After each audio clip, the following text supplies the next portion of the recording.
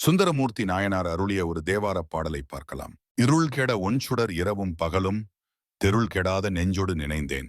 பொருள் கெடாத பொன்மணித் தூணே மருள் கெட அருள் எனக்கருளாய் நீ. அஞ்ஞானமாகிய இருள் நீங்கும்படியாக பிரகாசமான ஒளியே, இரவும் பகலும் தெளிவான மனதோடு உம்மை நினைத்தேன். அழியாத பொன்மணியான தூணே, மயக்கம் நீங்க எனக்கு உம்முடைய அருளை கொடுப்பீராக.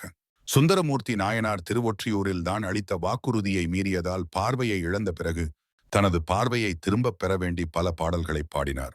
அப்படி அவர் பாடிய முக்கியமான பதிகங்களில் ஒன்று திருப்பாதிரி புலியூரில் இன்றைய கடலூர் பாடியது.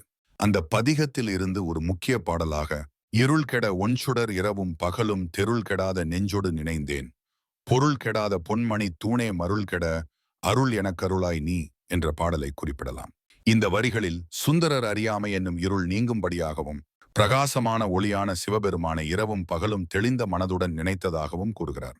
அழியாத பொன்னும் மணியும் பதித்த தூணை போன்றவரே, தனது மயக்கம் நீங்கி அருள் புரிய வேண்டும் என்றும் இறைவனை மன்றாடுகிறார்.